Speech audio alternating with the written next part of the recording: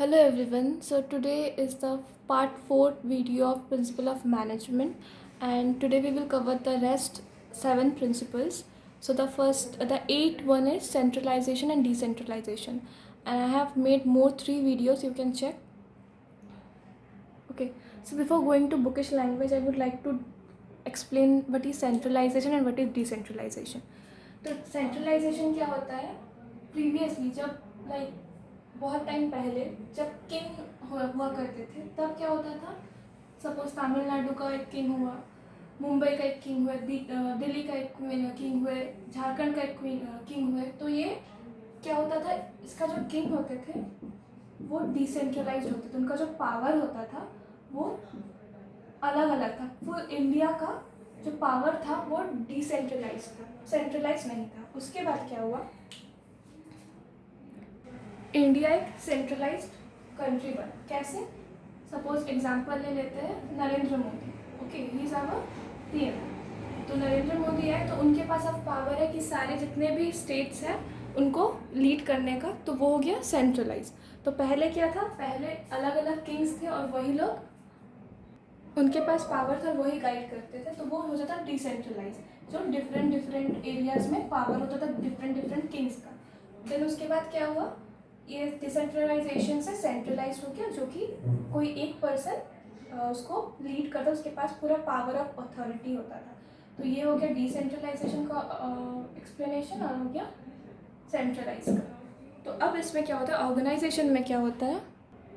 तो ऑर्गेनाइजेशन में क्या होता है? पावर सेंट्रलाइज होता है, डिसेंट्रलाइज भी होता है। तो फियर ये बोलते हैं, सपोज एक ऑर्गेनाइजेशन है, ओके, एक ऑर्गेनाइजेशन नहीं है और उसका जो हेड है कोई मैनेजर है, ठीक है, तो वो मैनेजर के पास फुल पावर है। लाइक वो जो भी बोलेगा वही, may be it's wrong it's right, उसमें कुछ प्रॉब्लम हो सकता है, वही ऑर्गेनाइजेशन, उसके जो सुपरवाइजर है, बाकी जो टीम है, उनको सबको सुनना पड़ेगा। अगर ऐसा हुआ तो क्या होगा?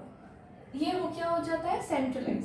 सेंट्रलाइज हो गया क्योंकि एक ही पर्सन है, वो पूरा ऑर्गेनाइजेशन को लीड कर रहा है, उसको गाइड कर रहा है, और उसका जो जो सुपरवाइजर हो गया, देन फोरमैन हो गए, जो डिपार्टमेंटल हेड हो गए, जो वर्कर्स हो गए, तो उसको भी जो भी वो पावर बोलेंगे कि you have to do this, उनको करना ही पड़ेगा। तो इस केसेस में क्या होता है? सपोज एक मैनेजर है और ये हो गया टॉप लेवल की, ठीक है, ये मिडिल और ये लो। प्लेटफॉर्म को भी डाल देते हैं डिसविजिबल। तो अब क्या होता है? तो सपोज जो मैनेजर है वो मिडिल लेवल को बोले कि ये मेरा मतलब ऑर्डर है कि सबको ये जो है इस साल इतना करना है, सेल्स करना है 1 करोड़ एक्स्ट्रा, मतलब प्रॉफिट करना है।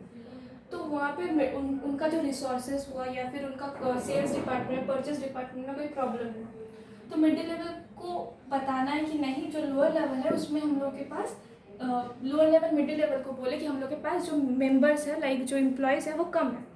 तो वो क्या हुआ? ये अगर उनका कुछ शेयर करना चाहते हैं, मतलब कुछ एडवाइस देना चाहते हैं कि हम लोग अगर ऐसे काम को करें तो मे बी काम ज़्यादा बेटर होगा, बट मिडिल लेवल क्या करेंगे? वो बोले नहीं, मेरे पास अथॉरिटी है, ये सेंट्रलाइज सेक्टर है, तो ये मेरा बात जो है वही करना पड़ेगा। तो इसमें क्या होता है? सुपरवाइज़र जो सुपीरियर होते हैं, जो डिपार्टमेंटल हेड होते हैं, उनके पास कोई अथॉरिटी नहीं होता है, उनके पास कुछ भी पावर नहीं होता है कि वो लोग भी कुछ ऑर्गेनाइजेशन को बता पाए, उसके लिए भी सोच पाए, उसके लिए भी आइडियाज़ क्रिएट कर पाए, आइडियाज़ दे पाए, इनिशिएटिव ले पाए। तो उस पॉइंट ऑफ में क्या होता है? ये इवेंचुअली क्या होता है? ऑर्गेनाइजेशन गोल के लिए प्रॉब्लम होता है, क्योंकि ये कॉमन चीज़ है कि जब एक इंसान, उसका जो डाउन में है, मतलब जो मिडिल लेवल हो गया, लोअर लेवल हो गया, उसको नहीं पता कि उधर क्या चल रहा है, तो वो कुछ भी एक ऑर्डर दे दे तो वो नहीं ठीक से हो पाएगा।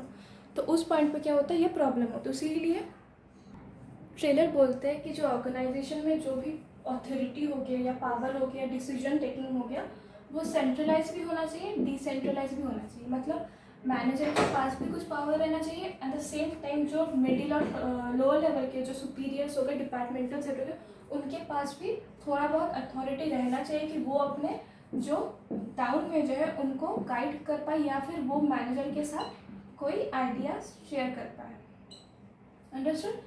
तो क्या हो गया? अगर जो टॉप लेवल है वो ऑफकोर्स वो डिसीजन लेते हैं, वो प्लान्स बनाते हैं, वो हर कुछ रिसोर्सेज देखते हैं, बट उसके साथ भी अगर लोअर लेवल और मिडिल लेवल के सुपरवाइज़र, फोरमैन, डिपार्टमेंटल्स, उनको भी कुछ सजेशंस, कुछ आइडियाज़ देना पड़े ऑर्गेनाइजेशन के लिए, तो वो उसमें दे सकते हैं। उसके पास भी अथॉरिटी होता है कि वो अपने मैनेजर से या फिर अपने जो लोअर लेवल है उसको गाइड करें।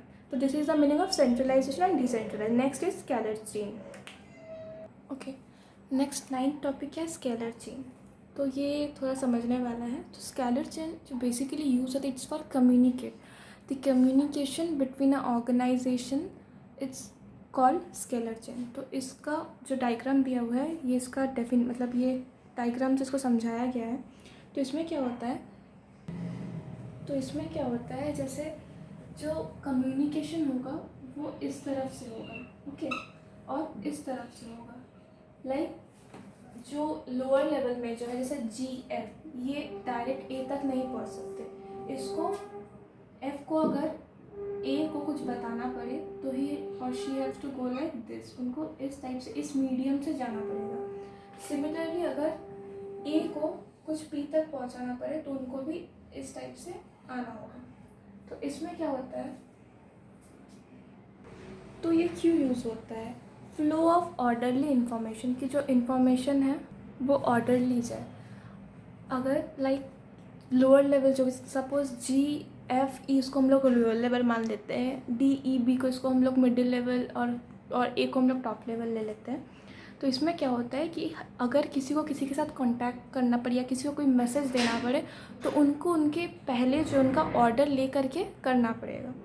तो इसमें एक चीज़ और होता है, तो ये क्या हुआ, ये फेल ने ये एक स्केलर चेन बता दिया कि हाँ, किसी को अगर ऑर्गेनाइजेशन के अंदर ऐसे कम्युनिकेट करना पड़े तो वो ये वेज को अप्लाई करेंगे। अब क्या हो जाता है, सपोज़ F को P को कुछ बताना हो, F को P को कुछ इन्फॉर्मेशन देना हो, तो उसको क्या करना पड़ेगा, उसको E D C B A then L M N O P। तो ये जो प्रोसेस हो गया ये काफ़ी लंबा हो गया, राइट। इसमें क्या होगा, ऑर्गेनाइजेशन का टाइम वेस्ट होगा, एज वेल एज जो E D B C ये लोग हैं, इन लोग का भी टाइम वेस्ट होगा। ऐसा भी हो सके कि इतना घूमने के बाद जो इन्फॉर्मेशन है वो कुछ और ही पहुंच जाए, लाइक होता है ना ऐसे, तो ये कुछ और इन्फॉर्मेशन चल जाए। तो इस केसेस में एक गैंग प्लान करके एक बनाया गया है, ये एक ऑप्शन इनको दिया गया है। इसमें क्या होता है, जो F है वो डायरेक्टली P से कांटेक्ट कर सकता है, बट वहाँ पे एक रेगुलेशन रूल है कि F have to take permission from E as well as P have to take permission from O। तो ये अब जो गैंग प्लान है इसका एक रूल है। क्या रूल है कि एक जो एम्प्लॉय है वो दूसरा एम्प्लॉय से तभी कांटेक्ट कर सकता है when they are in a same level. जैसे कि F M से कांटेक्ट नहीं कर सकता, D O से कांटेक्ट नहीं कर सकता। ये कब पॉसिबल है, गैंग प्लान कब पॉसिबल है, जब B डायरेक्ट L से कांटेक्ट कर सकते हैं एंड C M से। तो और इसके लिए क्या ज़रूरत है, that C have to take permission from B and M have to take permission from L। तो ये हो गया गैंग प्लान। तो ये स्केलर चेन इसीलिए होता है कि उसमें जो इन्फॉर्मेशन है वो एक लाइक इन्फॉर्मेशन जो है वो परमिशन लेके और मतलब ऑथोरिटी के साथ वो बढ़े क्विक। तो इसमें क्या होता है, सोल्यूशन का भी क्विक प्रॉब्लम, मतलब कोई भी प्रॉब्लम का क्विक सोल्यूशन निकल जाता है, एज वेल एज जो फ्लो है ऑर्डर का, इन्फॉर्मेशन का, वो भी ठीक से होता है। तो गैंग प्लान कब यूज़ होता है, जब एक सेम लेवल के एम्प्लॉय अपने दूसरे सेम लेवल से कांटेक्ट करे या कुछ इन्फॉर्मेशन शेयर करे, बट उनको परमिशन लेना होता है। तो ये क्या होता है, इस वे से ये जो ऑर्गेनाइजेशन ये कम्युनिकेट करते हैं। अब सपोज अगर ऐसा हुआ,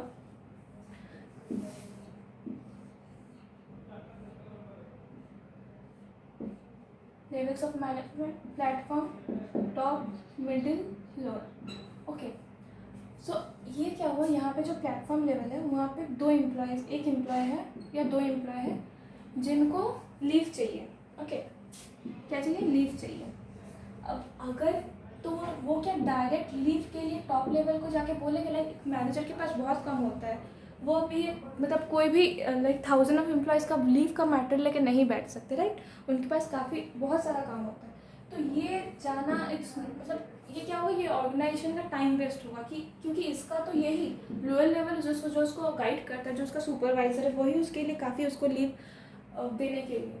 तो इसके लिए क्या हुआ, ये कम्युनिकेशन बनाया गया है कि ये अगर कुछ सपोज एक बहुत मेजर हो गया, लाइक दोनों एम्प्लॉइज़ के बीच कन्फ्लिक्ट हो गया, ये और ये कन्फ्लिक्ट छोटा नहीं बहुत बड़ा हो गया, एक दूसरे को कोई हिट कर दिया, तो जाके ये इस तरह से ये न्यूज़ यहाँ तक जाएगा डायरेक्ट भी। ये जाके कोई भी एम्प्लॉय जाके मैनेजर को नहीं बोलेगा हाँ मेरे को ये मार दिया, ऐसा नहीं हो सकता। तो यही रीज़न है कि स्केलर चेन बनाया गया है कि जो इन्फॉर्मेशन है वो स्टेप बाय स्टेप जाए और अथॉरिटी के साथ जाए, ऑर्डरली जाए।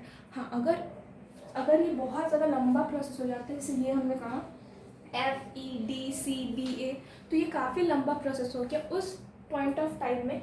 जैसे अब देखो यहाँ पे P और मतलब T मतलब प्लेटफॉर्म लेवल के कोई भी एम्प्लॉइज और जो मैनेजर है ये सेम लेवल के नहीं है, ये बहुत डिफरेंस है इन लोगों के लेवल पे, इन लोगों का काम में भी बहुत ज़्यादा डिफरेंस है। ओके, तो इसमें क्या हुआ, तो उस पॉइंट में गैंग प्लान का कोई मतलब कुछ क्वेश्चंस नहीं आता, बट अगर ये भी सेम लेवल के F और P सेम लेवल का काम ऑलमोस्ट सेम है, तो उस बेसिस पे उन लोगों का कोई इन्फॉर्मेशन शेयर करना हो तो वो लोग कर सकते हैं, और E और O का परमिशन ले करके। तो ये हो जाता है scalar chain. Okay, 10th point, order का मतलब सबको पता है। तो यहाँ पे क्या होता है कि a right person should be place at a right job and right thing should be placed at the right place. तो इसका मतलब होता है कि एक सही इंसान को एक उसके सही प्लेस पे प्लेस्ड करना। ओके, एक इंसान है जिसको सेल्स में 10 इयर्स का एक्सपीरियंस है, वो एक न्यू ऑर्गेनाइजेशन ज्वाइन किया है और उसको परचेज में डाल दिया गया है, तो उसका जो एक्सपीरियंस है ये क्या हो गया, वेस्ट हो गया। तो ये क्या सही अप्रोच हुआ? नहीं। अगर उसको सेल्स में ही डाला जाए तो क्या होगा, उसके पास जो एक्सपीरियंस है और वो एक्सपीरियंस वो यूज़ कर सकते हैं अनटिल और अनलेस अगर वो अपना पोस्ट चेंज करना नहीं चाहता है तो उसके पास सेल्स का है, उसको सेल्स में ही काम करना है। बट ऑर्गेनाइजेशन क्या कर रहा है, उसको परचेस में घुसा रहा है कि नहीं तुम जाके परचेस सीखो। तो ये कहीं पे भी मतलब उसका जो एक्सपीरियंस है 10 ईयर्स का, ये थोड़ा लैक होगा उस प्लेस में। और एक ये हो गया फर्स्ट कि एक सही इंसान को एक सही प्लेस में प्लेस्ड करना, और सेकेंड हो गया कि सही चीज़ों को सही तरीके से रखना। तो सपोज कोई ऑटोमोबाइल का कोई कंपनी ऑर्गेनाइजेशन है और उसका टूल्स कोई यूज़ करके इधर रख दे रहा, कोई यूज़ करके उधर रख दे रहा, तो वो मिसप्लेस हो जा रहा है। इससे क्या होगा, जब काम के टाइम पे in case of need problem आएगा, वो चीज़ उनको मिलेगा नहीं, वो रिसोर्सेज को टाइम पे नहीं मिलेगा, तो इससे भी प्रॉब्लम हो रहा है। तो इसमें ऑर्डर में ये बोला जाता है कि सही इंसान को सही प्लेस पर, सही चीज़ को सही प्लेस पर रखना। तो इसको 2 पार्ट्स में डिवाइड कर दिया गया। One is material order, next is social order. So material is for physical resources.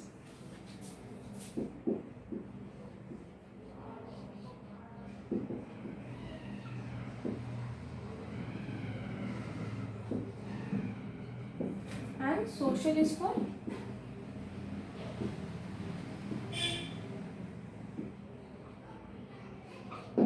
okay. So material क्या है, physical resources, और social है human resources के लिए। तो अब ये कैसे वर्क करता है, तो फिज़िकल मटेरियल ऑर्डर में क्या होता है, फिज़िकल रिसोर्सेज में क्या होता है कि जो सामान, जो टूल्स, जो इक्विपमेंट, जो मशीनरी, जो रिसोर्सेज अपने सही प्लेस में प्लेस करना, वो हो जाता है material order. Okay, that is physical resources. और एक सही पर्सन को एक सही प्लेस में प्लेस करना, वो हो जाता है ह्यूमन रिसोर्सेज। तो ये दोनों, ये जो करके राइट प्लेस को राइट कर मतलब राइट चीज़ों को राइट प्लेस पे प्लेस करना, राइट पर्सन को राइट प्लेस में प्लेस करने से क्या होता है, मेंटेन होता है कि जिसका कौन सा वर्क प्लेस है, उसका काम क्या है, उसको करना क्या है, उसको रिक्वायर्ड मटेरियल क्या है। कंसिक्वेंटली क्या होता है, all the available resources in the organisation will be utilise properly. तो क्या फर्स्ट ऑफ ऑल तो टाइम सेव हो जाता है, क्योंकि जिसको जस्ट एक सबको पता होगा, सपोज एक कोई इंसान है जो लोग कुछ बना रहे, ऑटोमोबाइल का ही ले लो, कार, कोई बाइक बना रहे, ओके, तो वहाँ पे 10% काम कर रहे हैं, 10% सेम काम ही कर रहे हैं। तो उनको अगर वहाँ से कोई एक पर्सन कोई भी टूल्स लेगा और यहाँ छोड़ देगा, फिर वो यहाँ उसको ढूंढने के लिए आएगा, फिर वो लेकर के यहाँ छोड़ देगा, फिर वो यहाँ, तो ये क्या हो, ये टाइम वेस्ट हो जाता है। और क्या होता है, ये जो रिसोर्सेज उसका यूटिलाइजेशन सही से नहीं हो पाता है। ठीक है, तो ये हो गया। और वही अगर सेम अगर कोई पर्सन है जिसको हम लोग सही डिपार्टमेंट में प्लेस करते हैं तो उससे भी उसका काम सही से होता है और इससे यूटिलाइजेशन होता है प्रॉपरली, ऑर्गेनाइजेशन का टाइम सेव होता है, रिसोर्सेज सेव होता है, बहुत कुछ से उन लोगों को एडवांटेज मिलता है। ओके, सो 11 क्या है, इक्विटी। इसमें ये बोला जाता है कि एक ऑर्गेनाइजेशन में जो भी एम्प्लॉयज़ है उसके साथ सही से ट्रीट करना, कि उनका एक फीलिंग्स, एक अटैचमेंट क्रिएट हो उस ऑर्गेनाइजेशन से, जिससे वो अपना जो काम है वो डेडिकेशन के साथ और कर पाए। ठीक है, ये उसका नॉर्मल मीनिंग होता है। और जितने भी एम्प्लॉयज़ हैं उनको इक्वली ट्रीट किया जाए। ऐसा नहीं जो मैनेजर है, लाइक जो सुपरवाइज़र है, उसका कोई रिश्तेदार, कोई रिलेटिव है, उसको वो ज़्यादा प्रेफरेंस दे रहा है rather than the other employees, ऐसा नहीं। यहाँ पे फैमिली रिलेशनशिप नहीं चलेगा। यहाँ पे क्या है, जितने भी एम्प्लॉयज़ हैं, जितने भी वर्कर्स, उनको इक्वली ट्रीट करना पड़ेगा, तो उसे कहते हैं इक्विटी। तो इसमें क्या होता है, इसमें फेवल ये भी बोलते हैं कि ऐसा कोई है जो अपना काम बहुत सही से कर रहा है और कोई बिल्कुल सही से नहीं कर रहा है, तो उन दोनों में इक्विटी नहीं होना चाहिए। लाइक उन लोग में थोड़ा सा डिफरेंस वो लोग ट्रीट कर सकते हैं, बट कैसे ट्रीट करेंगे, ऐसा नहीं कि उसको डांट करके उसको प्यार करके, वो लोग में ऐसा डिफरेंस करेंगे, रिम्यूनरेशन मेथड्स, उन लोगों का सैलरी में डिफरेंस ला देंगे। तो एग्जाम्पल है कि अ labour completes 10 units of good in a day. एक लेबर है जो 10 यूनिट एक दिन में काम कर रहा है, और दूसरा जो लेबर है वो उसका रिलेटिव है सुपरवाइज़र का, और वो 10 यूनिट्स कर रहा है काम। तो उन दोनों का जो रिम्यूनरेशन, उसका सैलरी है वो सेम नहीं होगा, वो अलग अलग होगा। जो जिसका काम करेगा उसके अकॉर्डिंग उसको उसका पैसा दिया जाएगा। तो ये हो गया 11th पॉइंट।